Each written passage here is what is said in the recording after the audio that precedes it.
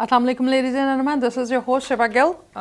Programme current affairs with Shiva Gill के साथ मौजूद हैं। जैसे कि आपको आइडिया है कि हम आपकी मुलाकात करवा रहे होते हैं हमारे जो एग्जीक्यूटिव कमेटी मेंबर है LCCI के, उनके साथ, और डिफरेंट कमेटीज़ जो चल रही होती हैं और डिफरेंट ऑपरेशंस जो चल रहे होते हैं, उन लोगों के साथ आपकी मुलाकात करवा रहे हैं। आज के जो हमारे मेहमान हैं, he is a very pioneer member of LCCI.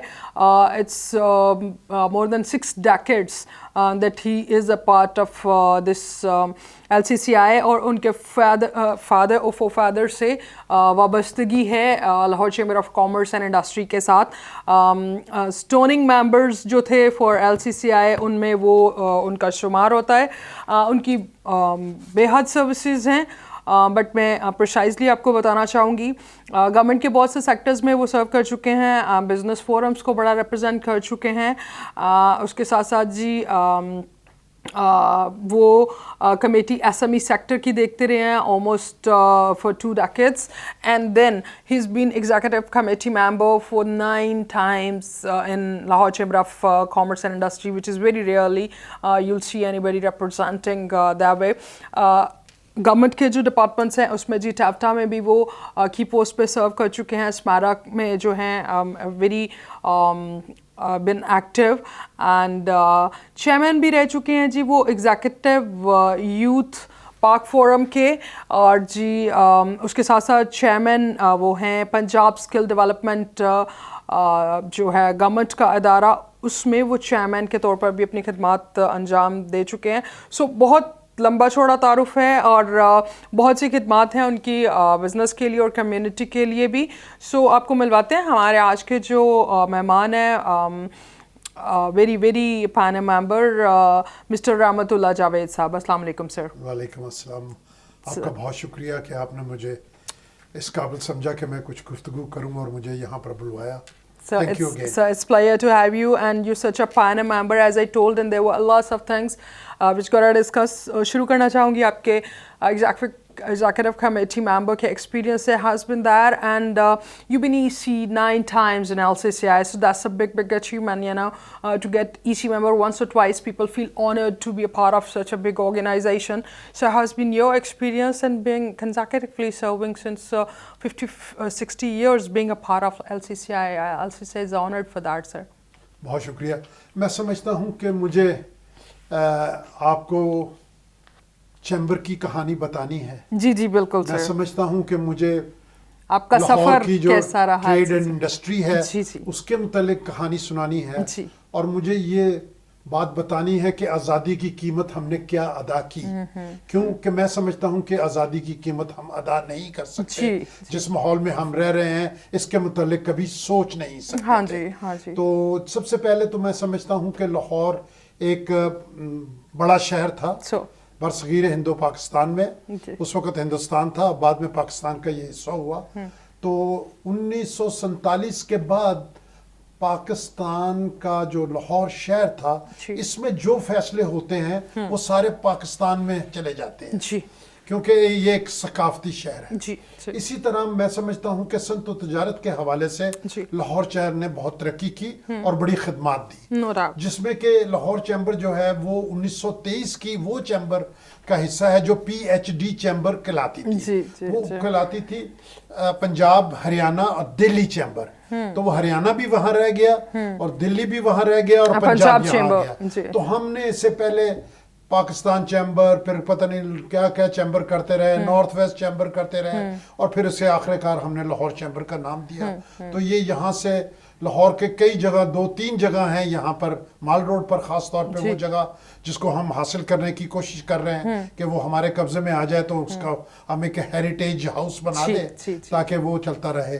तो मैं समझता हूँ कि कारोबार को अगर आपने चलाना है तो आपके पास एक ऐसी जमात होनी चाहिए जो आपके हकूक की पासदारी करती हो और आपके हकूक को बयान करती हो, लोगों को पता चले कि आपको क्या चाहिए और क्या नहीं चाहिए। तो ये बुनियादी किरदार है चैम्बर का। इस सिलसिले में मैं समझता हूँ कि मेरे वालिद ग्रामी जो कि पाकिस्तान बनने के बाद यहाँ तशरीफ लाए, तो उन्होंने अपना कारोबार जब जमाया तो कुछ ही दिनों के बाद, कुछ ही महीनों के बाद हमें ये महसूस हुआ कि कारोबार को चलाने के लिए हमारे पास एक नुमाइंदा जमात होनी चाहिए, और फिर ये आहिस्ता आहिस्ता इसका जन्म लिया। मैं समझता हूँ कि मेंबरशिप में गालबन उनका 8 नंबर मेंबर है, आज 1 लाख से ऊपर है। तो वो नंबर खुद ब खुद बताता है कि वो पहले लोग हैं जिन्होंने के यहाँ टेबल पर बैठ के चैम्बर बनाने की बात की, और उसके बाद ये चैम्बर जो थी खुदा के फजल करम से बढ़ती चली गई और इतनी हुई कि आज 27,000 माशाल्लाह जी इस वक्त सबसे ज्यादा बड़ी जमात है। तो उस वक्त सबसे पहले तो ये था कि हमारे जो कॉर्पोरेट बॉडी होती थी सनतों की सिर्फ ये जमात थी। तो एक अरसा तक सनतकारी के सिलसिले में हमारी काविशें जारी हुई, और यहाँ पर आप देखिए कि बीको बन गया, रुस्तम सराब बन गया, सरताज मशीन बन गई, ये सर्विसेज बन गई, ग्रैंड बैटरी बन गई, चनाब टेक्सटाइल बन गई, और ये वो अदारे हैं जो कि पाकिस्तान के बानी अदारे। तो ग्रैंड बैटरी और सर्विस के हवाले से मैं बात करता हूँ कि मैकलोर रोड पर मुझे याद है कि हमें एक घर, एक मकान मिला था, और वहां पर एक तरफ रतन सिनेमा के ग्रैंड बैटरी का वाले थे और दूसरी तरफ सर्विसेज वाले थे। वो सर्विसेज वाले नजर मोहम्मद साहब भी इसके प्रेसिडेंट रह चुके हैं, और सईद जो थे वो मेरे बचपन के दोस्त थे। अहमद मुख्तार जो मिनिस्टर है वो बच्चा होता था हमारा बिल्कुल। तो मैं समझता हूँ कि इन सब लोगों ने मिलकर इस चैम्बर की आबियारी की, और आज जो चीज आपके सामने है वो एक सालों दर साल का तजर्बा है। अगर किसी ने चैम्बर बनानी है तो चलानी है तो वो लाहौर चैम्बर में आए और यहाँ पर बैठ के लोगों से पूछे कि चैम्बर क्या होती है। फिर जब हमारी सनतें बढ़ने लगी तो मैंने देखा कि जैसे मैंने एक सारा दिन मैं काम करता था, रात को मैं पढ़ता था, फिर मैं आहिस्ता आहिस्ता आहिस्ता बड़ा अमीर कबीर होता चला गया। तो उसके साथ मेरी फैक्ट्रियां जो थी वो बड़ी हो गई, एकड़ों में चली गई, कोठियां बना दी बीच में, 20-20 कनाल की हमने तो कोठियां बना दी बीच में। वो फिर मुझे एहसास हुआ कि वो दिन याद रखने चाहिए जब मैं अपने हाथ से काम करता था, झाड़ू लगाता था, तरौका देता था, तो मुझे वो छोटे सनतकारों की क्या प्रॉब्लम्स होती थी। लिहाजा मैंने यहाँ पर छोटी सनतों की एक कमेटी बना दी और उस पर छोटी सनतों को आगे बढ़ाने के सिलसिले में काम करना शुरू कर दिया। इसके साथ साथ हुकूमत पाकिस्तान ने समेडा बनाई। वो समेडा जो थी वो स्मॉल एंड मीडियम एंटरप्राइजेस थी। तो गवर्नमेंट ऑफ पाकिस्तान की उस टास्क फोर्स पर इत्तफाक से लाहौर चैम्बर का एक फर्द उस पर टास्क फोर्स का मेंबर था और वो मैं था। तो इस हवाले से जिस दिन से समेडा बनी है 27 साल से मैं उसका बोर्ड मेंबर हूँ आज तक माशाल्लाह, और मैं उसका राइटर भी हूँ और मैं उसका बानी भी हूँ। तो ये एक एजाज है। और यहाँ पर हम छोटी सनतों को बढ़ावा देने के लिए समीडा से कैपेसिटी बिल्डिंग प्रोग्राम्स करते हैं, छोटी सनतों को कर्जे दिलवाने की कोशिश करते हैं, छोटी सनतों के लिए सब्सिडीज करते हैं, छोटी सनतों के लिए आसानियां पैदा करने की बात करते हैं। यह अदारा हुआ। ओके सर, यहाँ पे I'd like to add on के आपका जो अपना सफ़र जो आप बता रहे हैं, आगाज़ से आपने बड़ी एफर्ट करके और अपनी एजुकेशन को भी, यू इंजीनियर बाय प्रोफेशन, सो आपने जर्मनी से भी इंजीनियरिंग और फिर ये ट्रेनिंग का जो था स्किल्ड जो ट्रेनिंग थी वो भी आपने सीखा। तो आपका ये सफ़र कैसा रहा and how you made it up to grand group और grand battery, such a huge business? वो बात ये है कि ग्रैंड ग्रुप का नेचुरली जब आपकी मदर ऑर्गेनाइजेशन ग्रो कर जाती है ना, तो फिर उसके पास साथ झेली इदारों की जरूरत रहती है, ब्रांचेस कोई सेल्स के लिए, कोई परचेज के लिए, और ये एक कारोबारी ट्रिक होता है, इसमें कोई सीधी सी बात नहीं है। अगर मैं आपको दे देता हूँ एजेंसी तो वो कमीशन जो होती है वो मुझे आपको देनी पड़ेगी क्योंकि आप काम कर रहे हैं। अगर वो कंपनी मैं अपने नाम से बना के उसमें काम करता हूँ तो वो जो प्रॉफिट सेविंग है, तो पंजाबी में कहते हैं कि घर के घर पे ही रहना, वो जो मिट्टी है ना उसकी तंदूर दी, वो तंदूर में लगती रहता है, तंदूर बड़ा हो जाता है। तो वो जो 4 पैसे मुझे बचते थे वो ग्रैंड बैटरी में ही लग जाते थे। तो मैं समझता हूँ कि ग्रैंड बैटरी एक बहुत बड़ा अदारा इसलिए बन गया कि हमने सब ने मिलकर काविशें की। तो वो ग्रुप में जितनी कंपनियां आती रहीं, जिस दिन हुकूमत पाकिस्तान ने छापा मार के हमें बंद किया था उस दिन मेरी 21 कंपनियां काम कर रही थी और उन सब का सामान वो ट्रक के ऊपर लेकर चले गए थे। So where was that? Well, it was government कोई policies होती है, no name, everybody knows कि कुछ हुकूमतें आती हैं जो सनतकारी को फरोग देती हैं, कुछ ऐसी हुकूमतें आती हैं जो कि वो नहीं चाहती हैं। लेकिन मैं समझता हूँ कि जो हमारे سفید ہاتھی ہیں جیسے کہ بڑے بڑے ادارے جو کہ گورنمنٹ اورینٹڈ ہیں ان کو پرائیویٹائز کر دینا چاہیے کیونکہ وہ تنخواہیں لے رہے ہیں اور کچھ ڈلیور نہیں کر رہے. بے شمار ڈیورسیفائڈ کمپنیاں تھیں.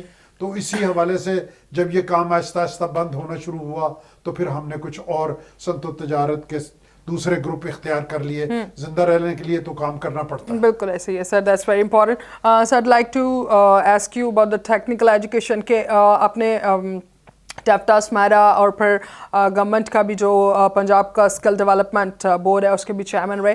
سو ٹیکنیکل ایجوکیشن کتنی ہے, کتنی ضروری ہے, ریکوائرمنٹ کیا ہے؟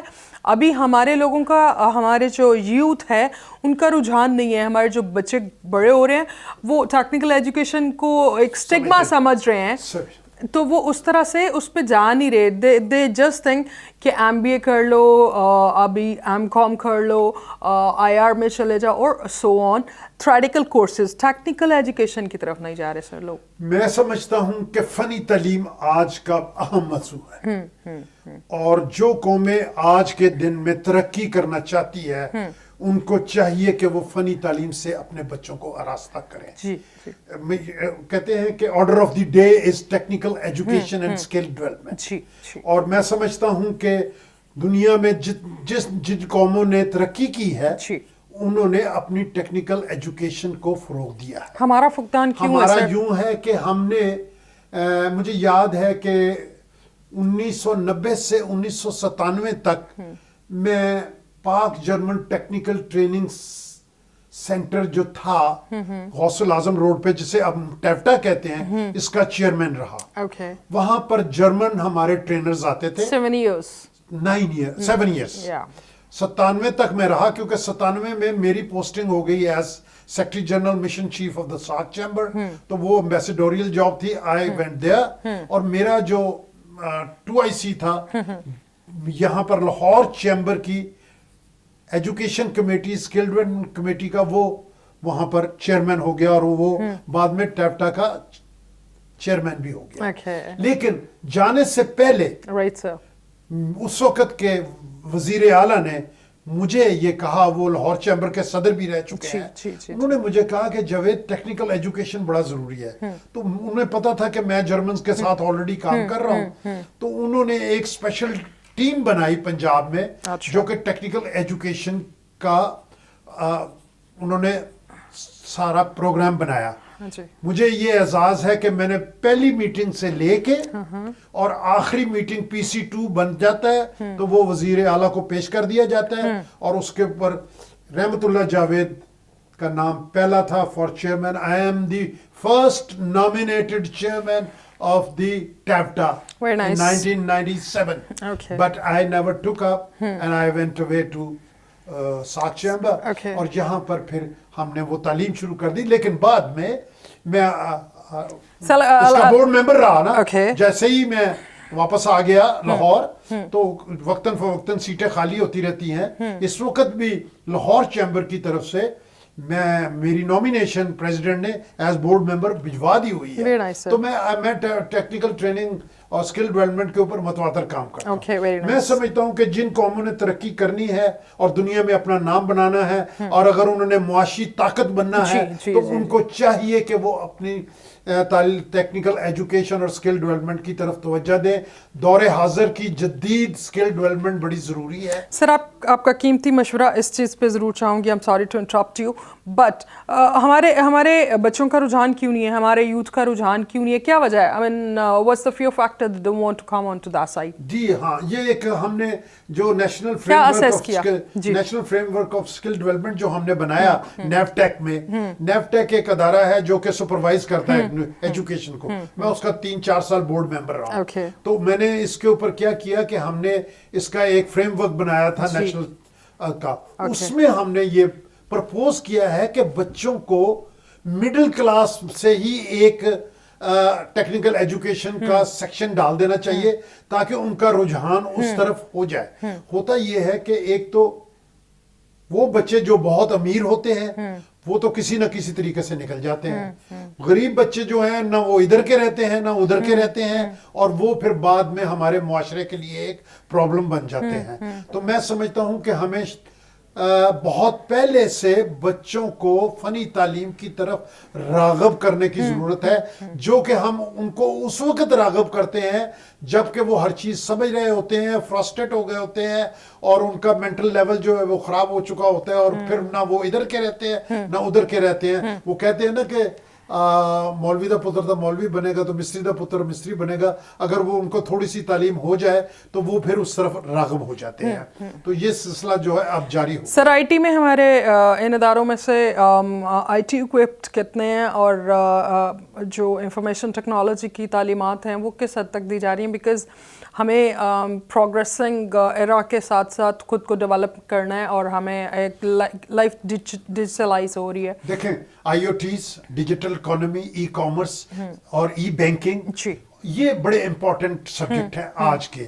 اگر ہم نے اپنی نوجوان نسل کو آگے بڑھانا ہے اور ہمیں ہر حالت میں انہیں ڈیجیٹلائزیشن کے اوپر لے جانے کی ضرورت ہے۔ اس سلسلے میں میری پریزنٹیشن ہے، میں کئی کالجز میں اپنی ڈیجیٹلائزیشن کی پریزنٹیشنز دے چکا ہوں اور وہ میں آئی ٹی یونیورسٹی کے ساتھ مل کر بنائی ہے۔ تو اس میں سمجھتا ہوں کہ آج کا وہ بھی بہترین سبجیکٹ ہے، کیونکہ آج کووڈ نے ایک دنیا بدل گئی، کووڈ نے دنیا بدلی، 9/11 میں دنیا بدل گئی، ایٹم بم سے دنیا بدل گئی۔ تو دنیا میں تبدیلیاں واقع ہو رہی ہیں اور ان تبدیلیوں کے ساتھ ساتھ ہمیں اپنے آپ کو اپڈیٹ رکھنے کی ضرورت ہے۔ اگر ہم اپنے آپ کو اپڈیٹ نہیں رکھتے تو ہم پیچھے رہ جائیں۔ جی بالکل۔ تو میں سمجھتا ہوں کہ یہ بات جو آپ نے کی، آئی او ٹیز، ڈیجیٹلائزیشن، ای کامرس اور یہ جتنے بھی ای بینکنگ اور ای ایکسپورٹس، ای امپورٹس، یہ ساری چیزیں وہ ہیں جو دور حاضر میں، دور جدید میں دوسرے ملکوں کے ساتھ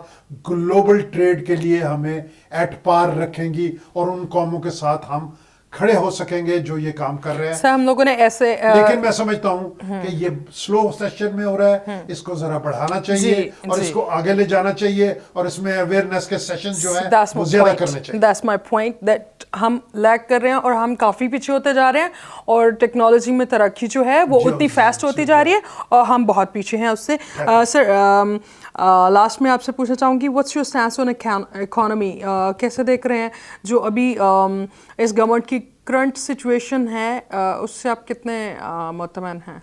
سب سے پہلے time is a great master. It is۔ جو فیصلے آپ نے کرنے ہیں وہ وقت پر کرنے ہیں۔ اگر آپ وقت کھو دیتے ہیں اور بعد میں اچھے فیصلے کرتے ہیں وہ کبھی بہتر نتائج نہیں لا سکتے۔ جس وقت یہ حکومت آئی تو اس وقت حکومت آئی ایم ایف کے پاس جانا چاہتی تھی، ہم سب نے کہا کہ ہمیں آئی ایم ایف کے پاس نہیں جانا چاہیے، اور اس آئی ایم ایف کے پاس جانا چاہیے یا نہیں جانا چاہیے کہ سوال ہم نے وی last our precious time and we couldn't do anything، اور ہماری معاشی طاقت اور معاشی قوت جو تھی آہستہ آہستہ ضائع ہوتی چلی گئی، اور بعد میں جب اگر اچھے فیصلے ہوئے تو وہ اچھے نتائج نہ نکال سکے۔ اس وقت میں سمجھتا ہوں کہ معاشی طور پر we are lacking behind and we are facing problems، economic crisis ہے، اور اس سے میں خاص طور پہ آئی ایم ایف کی جو کنڈیشنلٹیز ہیں وہ اتنی اسٹرانگ ہے، اتنی اسٹرکٹ ہے، they don't let us move forward۔ they don't let us move forward۔ دیکھیں نا وہ ٹیکسیشن کے معاملے میں، وہ انرجی کے معاملے میں، everywhere there is an interference۔ وہ تو دیکھیں بات یہ ہے کہ ہم نے اپنے آپ کو تیار نہیں کیا، ہم نے تو تیار نہیں کیا، لیکن جو ہمارے معاملات تھے وہ بڑھتے چلے گئے، اور وہ دیوار جو ہے وہ لاہور چیمبر کی 5ویں منزل سے اوپر چلی گئی ہے اور ہم گراؤنڈ فلور پر ہیں۔ اب اس کو پھاندنے کے لیے ہمیں کتنا اور ٹائم لگے گا کہ ہم اوپر جائیں گے۔ We are required to work very hard, devoted, dedication, یہ ہماری ضرورت ہے آج کی۔ لو پاکستان کی ضرورت ہے، میڈ ان پاکستان کی ضرورت ہے۔ 52% ایکسیڈ ہوا ہے کاریں منگوانے میں، سامان طائش۔ ہم لگژری کاریں چھوڑ دیں لگژری گاڑیاں اگر تھوڑی دیر کے لیے، کیوں آ رہی ہیں سر؟ اگر انڈیویجول ہم لوگ انڈیویجول طور پہ اپنا اپنا کنٹریبیوشن کریں تو اپنے اپنے کنٹریبیوشن کے اندر ہم یہ کر سکتے ہیں، تھوڑی دیر کے لیے لگژری آئٹمس چھوڑ دیں، مت جائیں ہم کوئی بھی امپورٹ کی ہوئی لگژری پروڈکٹ کی طرف، ہم میڈ ان پاکستان یوز کریں، ہم میڈ ان پاکستان پہنیں۔ یہ المیہ ہے، یہ المیہ ہے۔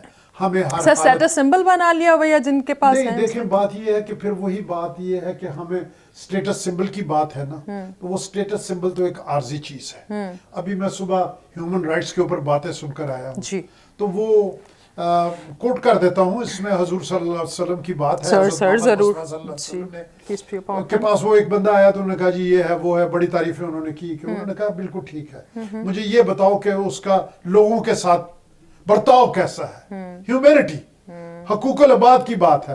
اللہ میاں تو کرسچین کو بھی, بدھسٹ کو بھی, اور پارسی کو بھی, ہندو کو بھی, سکھ کو بھی, سب کو روٹی دیتا ہے. وہ تو کبھی نہیں پوچھتا کہ تم, یہ تو ایک گلدستہ ہے, ہر ایک کا رہن سہن ایک ہے, ہر ایک سے علیحدہ ہے. اب میں نماز پڑھتا ہوں, وہ کھڑے ہو کے ہوتا ہوں. آج صبح ہندو نے بھی تقریر کی, پارسی نے بھی کی, کرسچین نے بھی کی صبح. انہوں نے صبح باقاعدہ انہوں نے اپنا آرڈر آف دی ڈے پڑھ کے سنایا.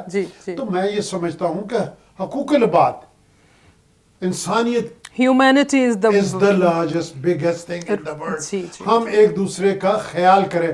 حضور نے کہا کہ اگر اس کے اعمال اچھے ہیں اور بندوں کے ساتھ حقوق ہے, تو اللہ میاں بھی تو کہتا ہے نا یار یہ تیرا اور اس کا معاملہ ہے, میں تیرے گناہ معاف کر سکتا ہوں بندوں کے لیکن ساتھ اس کے کیا ہوا گناہ نہیں برتاؤ معاف کر سکتا. یہی معاملہ یہاں ہے ہمارا. ہم دیکھتے ہیں, ہم دیکھیں اگر مجھ سے لوگ جلتے ہیں, کیوں جلتے ہیں؟ اس لیے جلتے ہیں کہ وہ can't beat me. جب وہ مجھے بیٹ نہیں کر سکتے تو پھر وہ سازشیں کرتے ہیں, اور پھر ان کی سازشیں بھی ناکامیاب ہو جاتی ہیں. تو پھر وہ کیا کرتے ہیں, بیکاز وہ اپنی انرجی کو ویسٹ کر رہے ہوتے ہیں, اور پھر وہ آستہ سے پروڈکٹیو نہیں ہے, تیسری سٹیج پہ پیچھے لگ جاتے ہیں. تو I know کہ رحمت اللہ جاوید ہے, چاہے وہ کتنا برا ہے, 4 چیزیں اچھی بھی ہوں گی. of course. تو وہ تو یہ تو میرا اپنا. Yeah, we are human. There's nobody is perfect. اگر ہیومینٹی کو ہم دیکھیں, اگر اسلام کے یا بدھسٹ کے یا کرسچینٹی کے, دیکھیں نا, Christianity was the last and دین رسول اللہ کے 15 صدیاں ہو گئی. تو یہ سارے ایک کپلڈ ہیں, جی جی, ایک کے ساتھ دوسرا, دوسرے کے ساتھ تیسرا. اور ابھی بھی تک جو لوگ پریکٹس کرتے ہیں, آپ دیکھیں کرسچینٹی یہاں محفوظ ہے, سکھ یہاں محفوظ ہے, ہندو یہاں محفوظ ہے. مجھے میرا یہ ہمارے بزرگوں کے جو گھر تھے, سامنے مندر ہوتا تھا, ادھر حویلی ہوتی. بالکل ایسا ہی ہے سر, اور سب مل کے رہتے تھے. یہ جو ڈفرینسز آئے ہیں وہ تو اب کچھ ڈیکیڈز اینڈ سو کہ ہم نے فرقے بنا دیے ایک مذہب کے اندر بھی بہت سے. خدا کے بنائے ہوئے قانون کی پابندی اور جو قانون ہولی بک کی گائیڈنس, that's it. دیکھیں جی, آپ مائٹ از رائٹ, تو پھر کب تک چلے گا؟ بالکل ایسا ہی ہے. قانون کی بالادستی جو ہے وہ آپ کو دنیا میں اونچا لے جائے, اور وہ ہم اوبے نہیں کرتے سر, انفارچونیٹلی ہم اپنے قانون کو خود ہی توڑتے رہتے ہیں. میں وہ سارک کے متعلق بتانا چاہتا تھا. میں ان سے سارک میں بطور ایمبیسڈر لاہور اسلام آباد میں نے اس کا دفتر کھولا, اور میں اس کا پہلا مشن چیف ہوں. اور سارک کی ایک تنظیم تھی جو کہ ساؤتھ ایشین کنٹریز پر منحصر تھی. اس میں یہی بنگلہ دیش ہے, نیپال ہے, بھوٹان ہے, اور اس میں انڈیا ہے, اور اب افغانستان بھی آ گیا, پاکستان بھی آ گیا, مالدیو بھی آ گیا. تو یہ وہ ملک ہے جو کہ لیس ڈیولپ کنٹریز. ایگزیکٹلی. یہاں پر ہمارے پاس نیچرل ریسورسز بہت زیادہ ہیں. جی بہت ہیں. اور اس میں بات یہ ہے کہ ہم ایک دوسرے کے ساتھ ملتے نہیں, کوپریٹو نہیں ہے سر, یونٹی نہیں ہے. ہندوستان بڑا بھائی ہونے کے حوالے سے چاہتا ہے کہ وہ ڈومینیٹ کرے, اور آج کے دن میں کوئی ڈومینیشن ماننے کے لیے تیار نہیں. ایکوالٹی پہ آ جاتے ہیں. اور میں سمجھتا ہوں کہ افغانستان کے جو پچھلے حالات رہے ہیں اور آج کے حالات بالکل مختلف ہے. اگر آج آپ کو ساؤتھ ایشیا میں, سینٹرل ایشین ریپبلکس میں اگر آپ نے صنعت و تجارت کرنی ہے, تو آپ کو افغانستان کو زندہ رکھنا ہوگا. ان کو try and keep them alive, otherwise if they so how it's going to impact us and our economy before concluding is India کی economy, مالدیو کی economy, بنگلہ دیش کی economy, وہ کہاں سے اڑا کے سامان وہاں پہنچائیں گے؟ اگر وہ پہنچائیں گے کئی راستوں سے تو وہ تو کئی دن کے بعد پہنچے گا. سی پیک میں آپ دیکھیں گوادر نے میں کیا کیا, جو سعودی عربیہ سے چائنا بیجنگ میں تیل پہنچتا تھا, وہ 23 دن کے جہاز, ان کو 1 مہینے کا $10 ملین کا وہ لیتے تھے. آج وہ وقفہ 4 دن کا رہ گیا, جس دن سے وہ گوادر سے گزرے ہیں. تو ہم نے ان کو 25 سال کے لیے دیا ہے, 10 سال تو گزر گئے, 15 رہ گئے. تو میں سمجھتا ہوں کہ گوادر چائنا اور پاکستان کی پورٹ نہیں ہے, دنیا کی ساری हुकूमतों को, मैं सबको कहता हूँ आपके इस टीवी के हवाले से कि ये आपका है, आप आइए, इसको इस्तेमाल कीजिए, अपना माल दूसरे मुल्कों में पहुंचाइए, आपको सस्ता पड़ेगा। देखिए ग्वादर जो है वो सबसे डीप पोर्ट है, सी पोर्ट है, ये 9-10 फुट तक नीचे जाती है, मीटर तक, कोई 9 मीटर तक दुनिया की कोई पोर्ट नहीं जाती। ऐसा ही है सर, ऐसा ही है। मैं पिछले हुकूमत पाकिस्तान ने मुझे एक डेलीगेशन पर भेजा, काहिरा के साथ, सुएज के साथ एक हमने मुआहदा किया था, उसको मैं लीड कर रहा था, मेरे साथ कोई 20 जनरल गए थे पाकिस्तान आर्मी के, and I lead the delegation. और वो वहां पर हमने जाके एक मुआहदा किया कि हमारे अगर हालात खराब हुए तो हमने इस सी पैक को किस तरह चलाना है। तो खुदावंद करीम करे कि वतन अजीज में बेहतरी हो और हम सब जो है एक अच्छी जिंदगी गुजार सकें। सर इंशाल्लाह। सर हम आपको दोबारा किसी दिन प्रोग्राम के लिए दोबारा से मदऊ करना चाहेंगे। एक बात आखिरी मैं सिर्फ कहना चाहता हूँ अपने नौजवानों के लिए कि कायदे आज़म ने 1947 में पेशावर में कहा था कि मेरा आज का नौजवान बेहतरीन नौजवान है और वो बड़ा समझदार है और बड़ा ज़ीरक है और वो आगे बढ़ सकता है। और जब भी आप कोई काम शुरू करें तो आप अपने उस्तादों से या अपने बुजुर्गों से मशावरत कर लें, क्योंकि मशावरत में अल्लाह ताला ने बड़ी बरकत रखी है। उन्होंने कहा कि अगर आप आज खुद से कोई काम करेंगे और उसमें अगर आपको कोई नुकसान हो गया तो आपके 3, 4, 5, 6, 7 साल जाया चले जाएंगे। अगर आपने अपने बुजुर्गों से, अपने उस्तादों से सीख लिया, थोड़ा सी मशावरत की होगी तो उसमें आपको गाइडेंस का एलिमेंट आएगा, तो उसमें नुकसान ना होने का होगा। तो मैं आज के नौजवानों से कहूंगा कि ये पाकिस्तान अपने बड़ों से मशावरत, ये पाकिस्तान आपका है, आप इसके कस्टोडियन है, आप इसके मालिक हैं। हमने जो करना था वो कर दिया, अब आपकी बारी है। हम अपनी गलतियों की माफी भी मांगते हैं, लेकिन आपसे रिक्वेस्ट करते हैं कि पाकिस्तान का झंडा ऊंचा करें, मेहनत करें, जिंदा रहें पाकिस्तान के लिए और मर जाएं तो पाकिस्तान के लिए। Sir that's great of you, thank you so very much, good to have you. रहमतुल्लाह जावेद साहब हमारे आज के मेहमान हमारे साथ मौजूद थे। बहुत पायनियर मेंबर हैं और बड़ी leading personality Lahore chamber of commerce की, और बड़ी पैट्रियट गुफ्तगू भी उनके साथ रही। उनको दोबारा से किसी प्रोग्राम पे फिर दोबारा मदऊ करेंगे मज़ीद बातों के लिए। So that's all for today. अपना बहुत सा ख्याल रखिएगा, stay safe, stay home. Pakistan जिंदाबाद।